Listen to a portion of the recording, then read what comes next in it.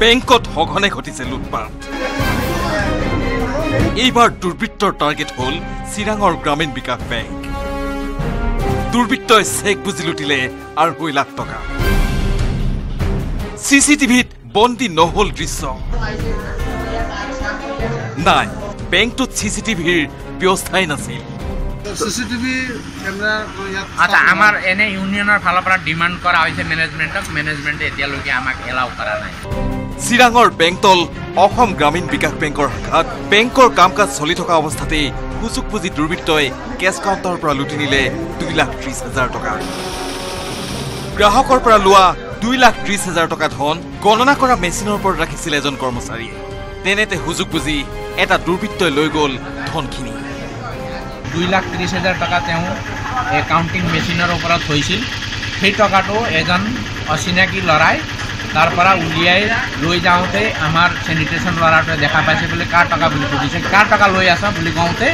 মোৰে টকা বুলি কৈছে কিন্তু ল'ৰাটো ফ্লিৱে মানে এই আঁতৰি গ'ল তেতিয়া কেচিয়াৰক সুধিছে কেচিয়াৰে কৈছে বোলে আপুনি পইচাটো ক'ত থৈছে বাহিৰত থোৱা আছে নেকি দেখিছে যে আপোনাৰ নোট কাউণ্টিঙৰ মেচিনৰ ওপৰত থকা 2,30,000 টকাটো নাই উল্লেখযোগ্য এই ধন গণনাৰ দায়িত্বত আছিল অৰ্জুন মুছাহাৰী আৰু সমেশ্বৰ বসুমতাৰী নামৰ সহকাৰী প্ৰবন্ধক দুজন প্ৰায় 30-35 জন মানুহে আগৰি আছিল মই তেওঁলোকৰ একাউণ্টত কিমান টকা আছে সেইটো চাই দি আছোঁ 2 বছৰ পূৰ্বে NDFB সংবিধিত গোটৰ ভাবুকি আৰু ধন দাবীৰ পিছত কিছুদিনলৈ বন্ধ আছিল যদিও স্থানীয় ৰাইজৰ দাবীত পুনৰ আৰম্ভ হৈছিল এই গাঁৱলীয়া বেংকৰ শাখাটো প্ৰায় 30 কিলোমিটাৰ ব্যাসাৰ্ধৰ ভিতৰত কোনো বেংকৰ শাখা নথকাত অঞ্চলটোৰ বেংকিঙৰ মূল কেন্দ্ৰ হৈ আহিছে এই শাখাটো কিন্তু ইমানৰ পিছতো বেংকটোত নিৰাপত্তা নথকা আৰু চিচি কেমেৰা নথকাটো লক্ষণীয় দিশ হৈ ধৰা দিছে বহুত আগত বোলে হৈছিল তেতিয়া পইচা স্নেচ ইয়াৰ পৰা লৈ যাওঁতে ধৰাও পৰিছিল বোলে কিন্তু মোৰ দিনত এইটোৱে প্ৰথম হৈছিল